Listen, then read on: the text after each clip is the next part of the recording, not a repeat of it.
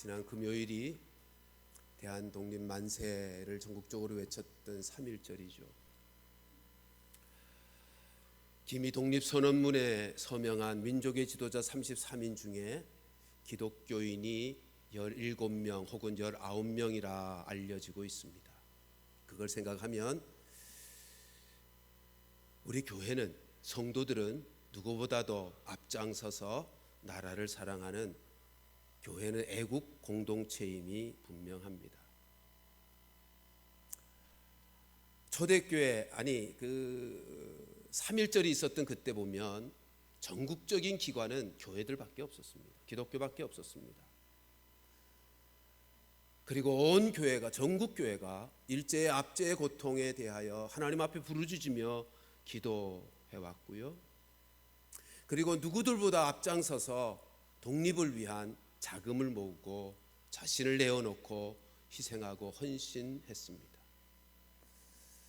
그러니까 하나님의 사람들이야말로 진정 자기 민족을, 자기 나라를 사랑하는 애국자들이죠.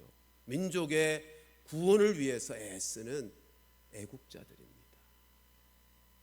오늘 본문을 보면 우리가 살피고 있는 출애굽기에도 고난당하고 모진 중노동에 고통받고 신음하고 있는 자기 백성들, 자기 민족을 구원하기 위해 자신을 내어놓고 희생하고 헌신한 한 사람이 소개되고 있습니다. 그가 바로 모세이죠. 모세는 우리가 살펴왔습니다만 애굽 왕 바로가 태어나는 남자 아기는 다 나일강에 던져 죽이라고 명령이 떨어질 그때 태어났어요. 부모의 믿음으로 3개월 동안 숨겨 키웠는데 어쩔 수 없이 이제 나일강에 갈대 상자에 담아 띄워보냈건만, 그러나 하나님의 은혜와 돌보심 아래 애굽의 왕 공주의 양아들로 입양되어 키움을 받습니다. 애굽 왕궁에서 왕자로 자랐지만 그의 유모가 친어머니여서 친어머니 요게벳의 품속에서 젖을 먹으며 자랐고, 그가 애굽의 왕자의 왕궁에서 왕자로 자랐지만 하나님의 백성인 것을, 하나님의 사람인 것을 분명하게 인식하는 믿음의 사람으로 자랐습니다. 이제 나이가 차서 내가 내 민족을 돌아볼 때가 되었다는 생각을 가지고 백성을 돌아보기 위해서 자기의 동족들이 고된 노동, 중노동에 시달리고 있는 현장을 찾아갔다가 가혹하게 자기의 동족을 매질하고 있는 애굽 관리인을 보고는 분노가 일어나서 그를 쳐 죽이죠. 그리고 몰래 모래 속에 감추었습니다. 그 다음 날입니다. 또 다시 나갔더니 이제 이번에는 히브리인들, 자기 동족들끼리 싸워서 잘못한 사람에게 그러지 말라고 만류했는데도 그는 오히려 모세를 배척했습니다. 아주 냉정하게, 네가 어찌 우리의 재판장 노릇하려고는, 언제 네가 재판장이 되었느냐. 아주 매정하게 모세를 밀어내었습니다. 여러분, 모세가 애굽인 죽인 그 소문이 하루 만에 다 퍼졌어요. 그 소문이 애굽의 왕 바로 투트모스 3세에게까지도 알려지게 되었습니다.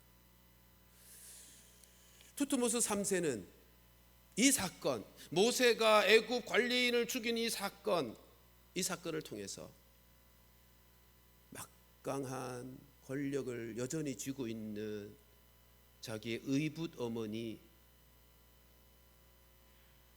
애굽의 공주였던 그 왕, 이제 여왕이 되어 있는 그의 특별한 사랑을 받고 있는 모세, 그 모세야말로 자기의 왕권의 최대의 정적이라고 여겼기에 이번 기회야말로 모세를 제거할 기회라고 여겼죠.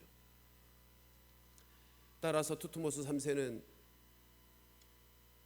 애굽인을 죽인 모세, 그가 히브리인이었기에 히브리인이 애굽인을 죽인 것, 애굽의 반역을 저지른 것으로 몰아가서 국법으로 그를 찾아 죽이려고 했습니다.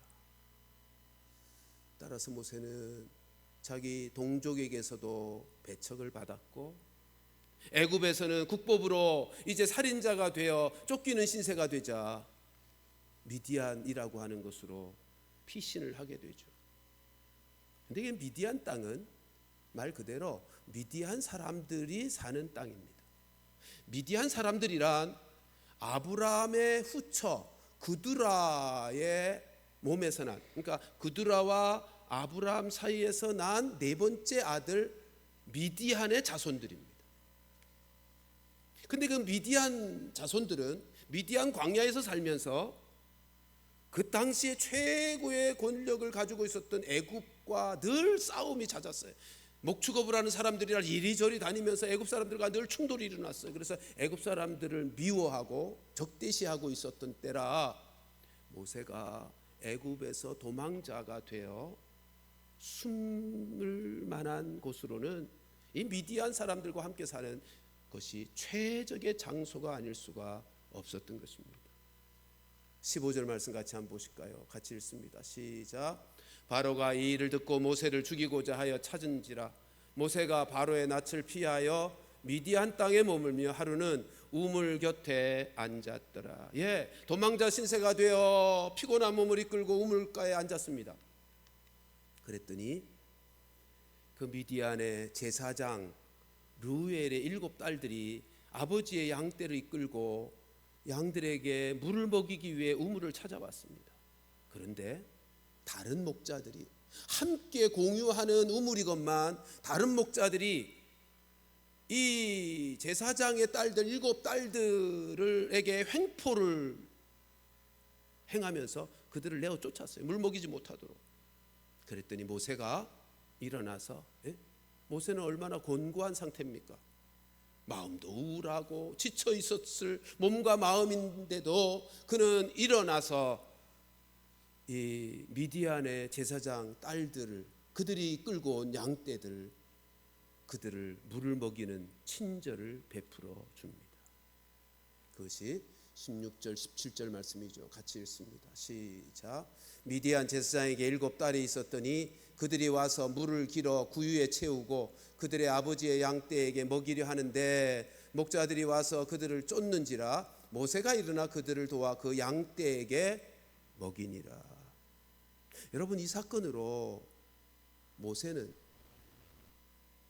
아무 그 어디에도 있을 곳이 없이 쫓겨다니는 도망자 신세가 된 이 모세는 이제 미디안에서 살 수 있는 살 길이 열립니다. 이 사건으로. 뿐만 아니라 하나님께서는 모세를 이 미디안 광야 생활을 통해서 하나님께 장차 사용하실 이스라엘의 출애굽의 지도자로 준비시키는 계기로 삼습니다. 여러분, 우리가 보통 인간이요, 자기가 어려움을 겪어서 자기 문제로 꽉 차서 힘들어질 때는 사실 다른 사람을 도울 마음에 여유가 없어요. 그런데 오늘 본문에 모세처럼 자기가 힘들고 어려워도 자기가 할 수 있는 선에서 최선을 다해서 어려움 당한 사람을 도와주면 그걸 하나님이 기뻐하시고요, 하나님이 그도 살 길을 열어주시는 분이십니다. 여러분, 우리 하나님은 우리가 감당할 수 없는 시험을 주시지 않는 분이에요. 본문의 모세로 하여금 미디안의 제사장의 딸들을 만나게 하심으로 그 고난, 그 어려움 속에서 그로 살 수 있는 길을 열어주신 것처럼 하나님께서 우리가 고난을 당할 때 우리에게 피할 길을 주시고요, 우리로 감당할 수 있는 힘을 주시는 분이 하나님이십니다. 고린도전서 10장 13절에서 말씀하시죠. 같이 읽습니다. 시작. 사람이 감당할 시험 밖에는 너희가 당한 것이 없나니 오직 하나님은 미쁘사 너희가 감당하지 못할 시험을 당함을 허락하지 아니하시고 시험 당할 즈음 또한 피할 길을 내사 너희로 능히 감당하게 하시느니라. 아멘. 모세는 지금 자기의 동족들로부터도 자기의 진심을 몰라주는 동족들로부터도 배척을 당했고요. 졸지 애굽의 왕자 신분에서 살인자로 내몰려서 미디안으로 도망갈 수밖에 없는, 아프고 쓰린 마음으로 미디안 땅으로 도망갈 수밖에 없었던, 그러나 이 모든 상황들이 하나님께서 모세로 더 강하고 온전한 하나님의 사람으로 만드시려고, 그렇게 세우시려고 하신 하나님의 계획이었고요. 그리고 미디안의 제사장 딸들을 만나 살 길을 열어주셨던 것처럼, 여러분, 우리가 고난을 당하고 어려움을 겪을 때 그 여러 가지 시험으로 말미암아 하나님은 결코 우리를 절망하여 망하도록 내버려 두지 않으시는 것이죠. 능히 시험들을 감당할 수 있도록 도와주시는 분이십니다. 하나님이 우리에게 고통스러운 환경과 상황을 허락하실 때는요, 모세에게 하셨던 것처럼 우리에게도 동일하게 하나님의 목적이 있어요. 선하신 목적이 있어요. 그런 환경과 상황은 우리를 하나님께서 귀하게 사용하시려고 우리를 준비시키시는 때라는 사실이고요. 그리고 그러하기에 그 모진 어려움 속에서도 하나님은 선하신 손길로 우리를 돌보시고 도와주시고 붙들어 주시는 것입니다. 그러므로 사랑하는 성도들이여, 어떤 어려움을 만날지라도요, 그것 때문에 낙심하지 마시고 우리를 인도하시고 돌보시고 그 모든 어려움을 통해서 우리를 오히려 더 선하게, 하나님이 더 귀하게 쓰실 인물들로, 인재들로 만드시기 위해 하나님이 역사하신다는 사실을 기억하고, 우리는 결코 실족하여 망하는 일이 없다는 사실을 믿고 하나님 의지하고 하나님 바라보면서 살 길을 열어주시는 그 은혜들을 경험하며 살아가게 되기를 주님의 이름으로 축원합니다. 미디안의 제사장 딸들이 이 모세를 만나서 양들의 물을 먹이고 일찍 집으로 돌아갔어요. 일찍 집에 돌아온 딸들을 보고 아버지 미디안의 제사장 루엘이 딸들에게 너희 어떻게 그렇게 일찍 돌아왔느냐고 묻죠. 그랬더니 자초지정을 말합니다. 그랬더니 아버지가 그렇게 말합니다. 어찌 그 애굽인을 그대로 두고 왔느냐, 모셔라. 모시고 와서 정중히 대접을 합니다. 그게 18절로 20절 말씀입니다. 같이 읽습니다. 시작. 그들이 그들의 아버지 르우엘에게 이를 때에 아버지가 이르되 너희가 오늘은 어찌하여 이같이 속히 돌아오느냐. 그들이 이르되 한 애굽 사람이 우리를 목자들의 손에서 건져내고 우리를 위하여 물을 길어 양떼에게 먹였나이다. 아버지가 딸들에게 이르되 그 사람이 어디 있느냐. 너희가 어찌하여 그 사람을 버려두고 왔느냐. 그를 청하여 음식을 대접하라 하였더라. 아멘. 모세는 도망자 신세였기에 어디 가서 거주할 마땅한 곳이 없었습니다. 그러기에 이들과 함께 거하기를 기뻐했어요. 르우엘과 그의 가족들과 함께 모세가 거하기를 기뻐했다고요. 그리고는 르우엘의 딸 십보라와 결혼하여 가정을 이루고 살게 됩니다. 그게 21절 22절이죠. 같이 읽습니다. 시작. 모세가 그와 동거하기를 기뻐하며 그가 그의 딸 십보라를 모세에게 주었더니 그가 아들을 낳음에 모세가 그의 이름을 게르솜이라 하여 이르되 내가 타국에서 나그네가 되었음이라 하였더라. 여러분, 결혼하여 안정된 생활을 하게 되었습니다. 아들을 낳았어요. 아들의 이름을 뭐라고 지었다고요? 게르솜. 뜻은 객, 나그네라고 하는 뜻입니다. 모세는 지금 미디안 광야에서 가정을 이루어 안정된 생활을 하며 자녀까지 낳았는데 아들을 나그네라고 지었다고. 타국에서 나그네가 되었다. 무슨 말이에요? 지금 모세는 미디안이 자기의 고향, 자기가 살 곳이라고 생각하지 않는 거예요. 나그네 의식을 가지고 있는 거예요. 여러분, 모세는 이 나그네 의식은요, 자기가 여전히 미디안에 살고 있지만 하나님의 백성이다, 이스라엘 민족이다, 언약의 백성이다라는 사실을 놓치지 않고 있는 거죠. 그는 애굽의 왕궁에서 왕자로서 40년을 살 때에도 마찬가지였습니다. 애굽의 왕자로 살 때에도 그의 자기 정체성은 히브리인이었습니다. 하나님의 언약 백성이었습니다. 뿐만 아니라 지금 미디안 광야에서 가정을 이루고 자녀를 낳으면서 살고 있음에도 불구하고 그는 미디안의 사람으로 동화되지 않았다는 것입니다. 이것이 하나님께서 모세를 들어 이스라엘의 출애굽의 지도자로 불러 사용하시는 중요한 이유이기도 합니다. 여러분, 우리도 그래야 될 것입니다. 이 세상 살고 있지만 우리의 정체성이 무엇인지, 우리는 이 땅에서 영원히 사는, 이 땅이 우리의 본향이 아니고요, 우리의 본향은, 우리의 고향은, 우리가 돌아갈 집은 저 영원한 하나님 나라라고 하는 사실을 잊지 말고 살아야 할 것입니다. 우리는 이 땅에서는 나그네로 사는 자들입니다. 이게 분명해야 천국의 소망, 하늘의 소망을 가지고 살 수 있지 않겠습니까?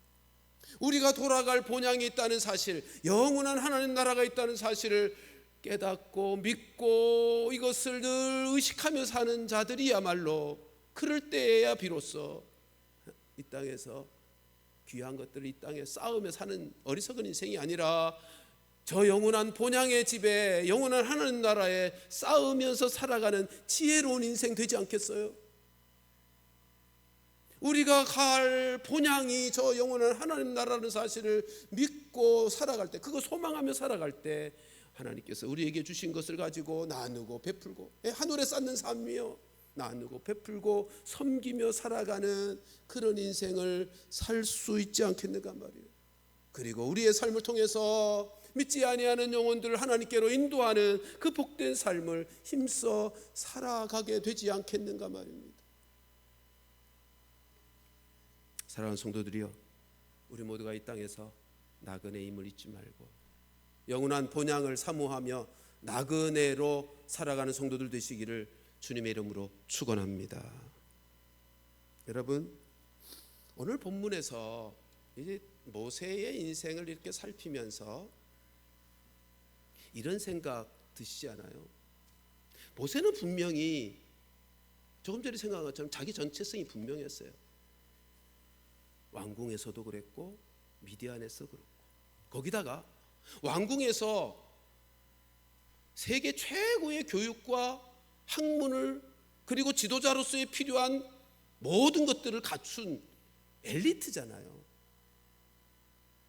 그런데 그를 40년 동안이나 미디안 광야에서 그저 양을 치는 목자로 시간을 보내게 한 것, 이거 좀 아깝다는 생각, 하나님께서 모세에게 너무 하셨다는 생각 혹시 들지 않습니까?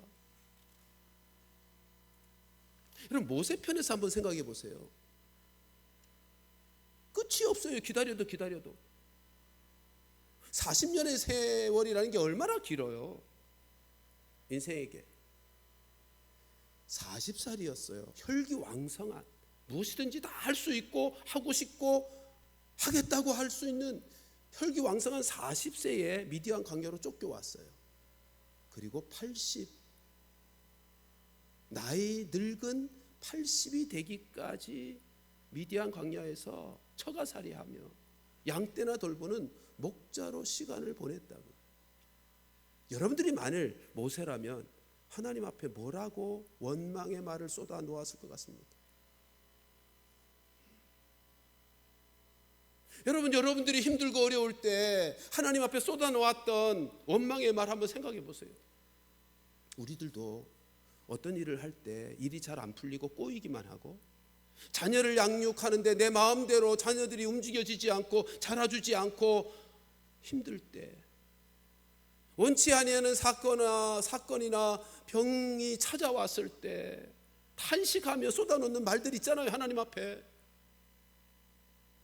힘들고 어려운 고난을 당했을 때 인생의 벼락 끝에 서 있게 된 것 같은 느낌을 받을 때 하나님 앞에 여러분들 뭐라고 소리 지르며 원망과 한탄의 소리를 쏟아놓았나요? 하나님, 어떻게 나에게 이럴 수 있어요? 어떻게 하나님 저에게 이럴 수 있어요? 그렇게 소리 지르지 않았나요? 여러분, 모세가 한번 생각해 보세요. 모세가 얼마나 이 탄식의 소리, 원망의 소리를 많이 쏟아놓았겠어요.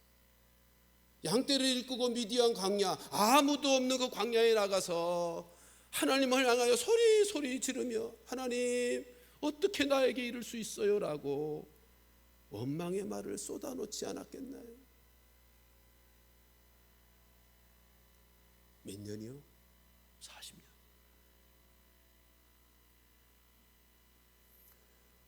광야에 나가서 그렇게 모세가 소리 지르더라면 그 소리가 메아리처럼 허망한 소리로 자기에게만 들려오는 거예요. 그러다가 어느 날 하나님으로부터 내가 왜 그러는지 아니? 내가 왜 이래야 되는지 너 알지 못하겠니? 하나님부터 그런 음성 들었을 것이고요.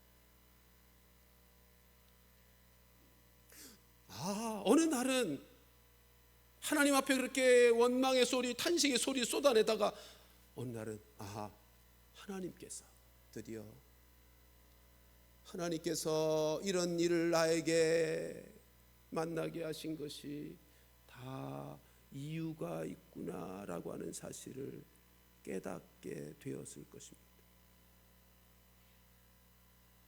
근데 그게 시간이 얼마요?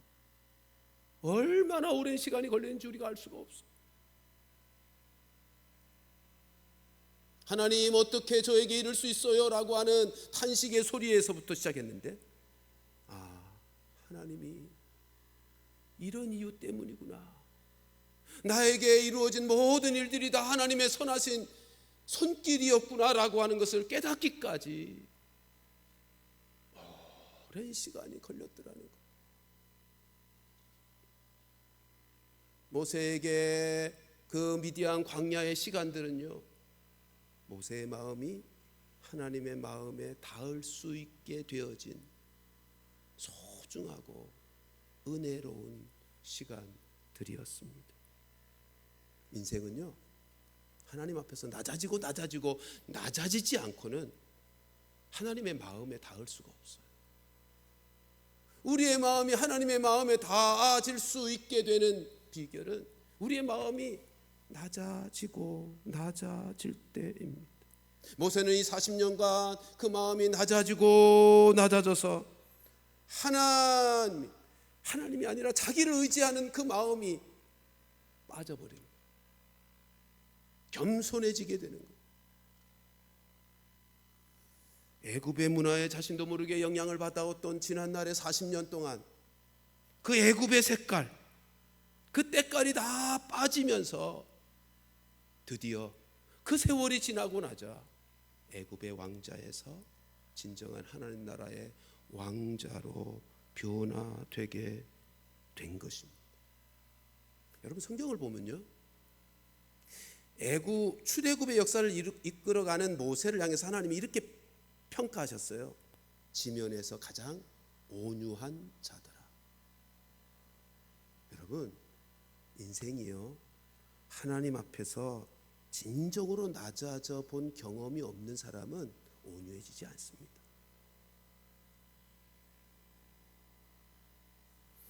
모세는 40년 동안 미디안 광야에서 낮아질 대로 낮아진 거예요.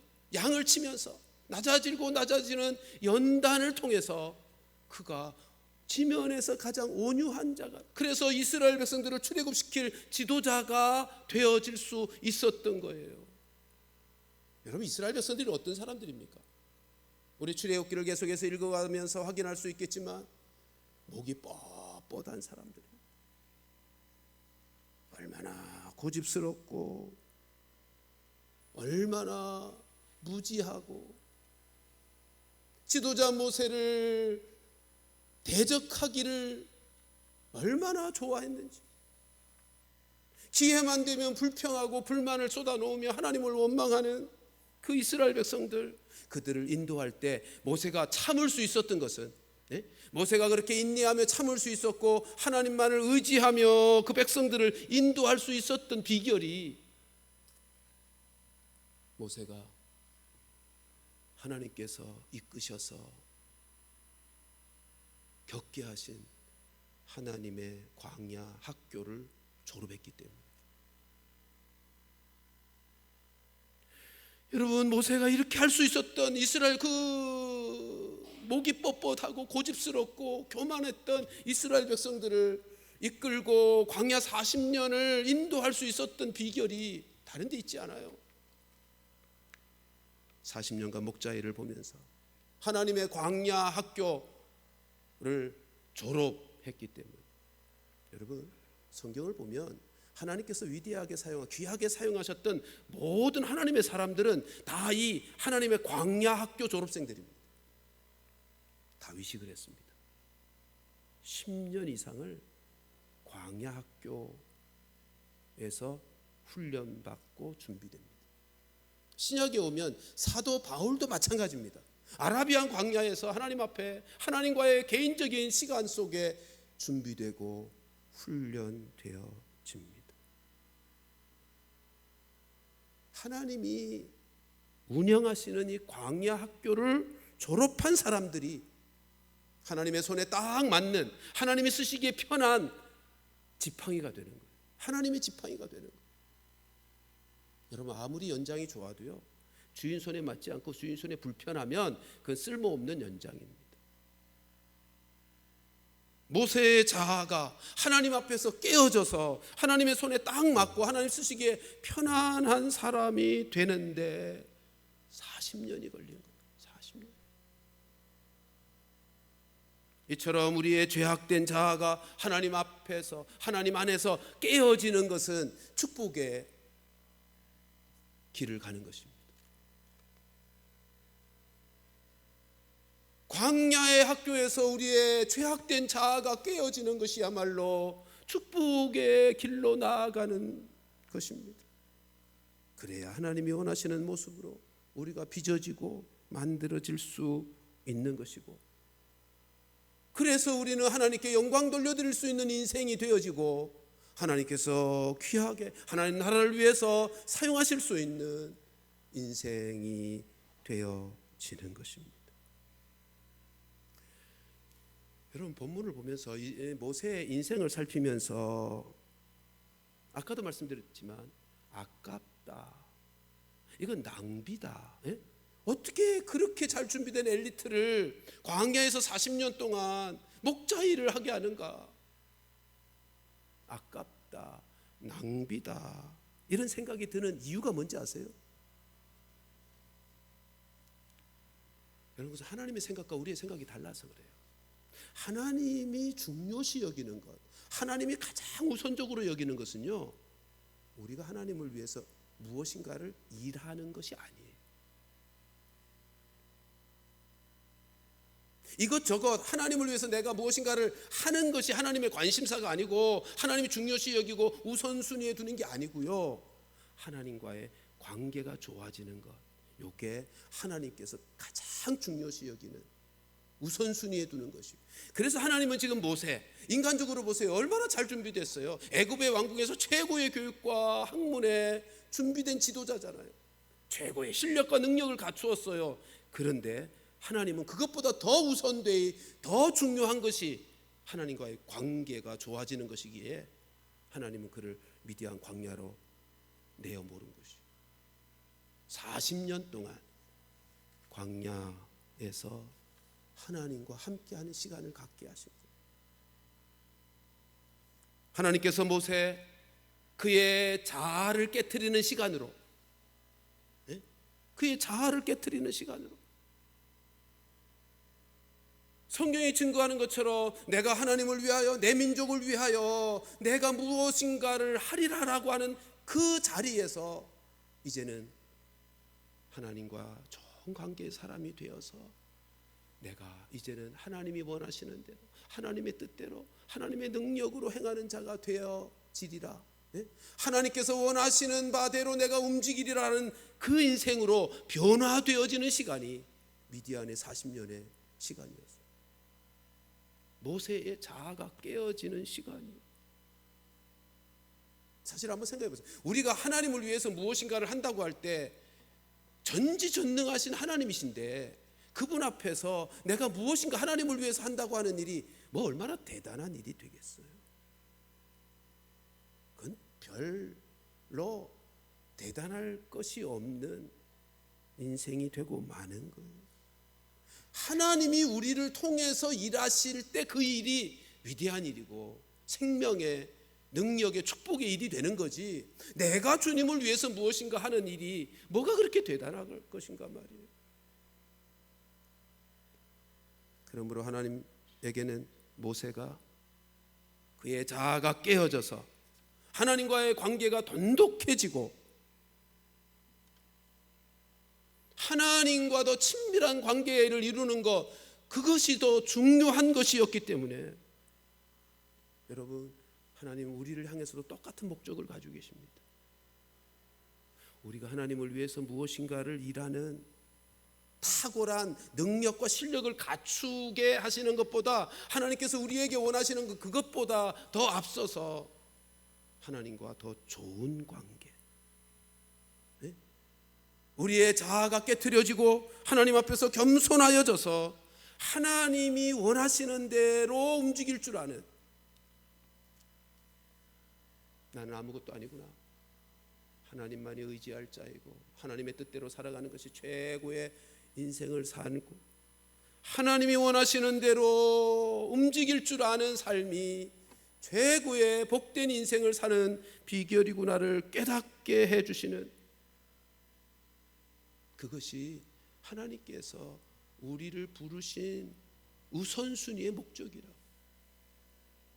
그것을 깨닫게 될 때만 하나님이 우리를 통해서 마음껏 일하실 수 있는, 우리를 마음껏 일하게 하실 수 있는 그런 복된 인생이 되고, 그렇게 살 때 우리의 인생이 행복한 인생이 되어지는 것입니다.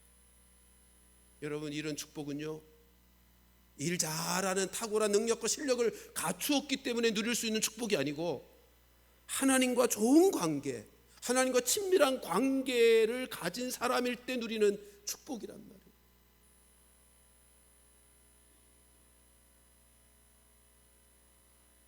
모세를 빈들로 미디안 광야로 이끄셔서 하나님과 깊이 대면할 수 있도록, 하나님과 1대1로 하나님을 만날 수 있도록, 하나님을 묵상할 수 있도록 40년의 시간을 그에게 허락하신 것은 그렇게 하나님과 친밀한 관계, 하나님과 돈독한 관계의 인생을 만드셔서 하나님께서 마음껏 사용하실 인생으로 준비시켜 주신 것입니다. 그러니까 하나님과의 관계가 우선이고요, 일은 그 다음인 거예요. 관계가 먼저예요. 모세처럼 사랑하는 성도 여러분, 우리도 하나님과의 대면하는 시간이 더욱 많아지도록, 그래서 하나님과의 관계가 더욱 좋아지도록, 더 친밀해지도록 말씀과 기도 생활에 집중해야 할 것입니다. 우리가 하나님과의 돈독한 관계를 가지면, 친밀한 관계를 가지면 우리 안에 내주하신 성령께서 우리를 통해서 마음껏 일하시게 되어 있어요.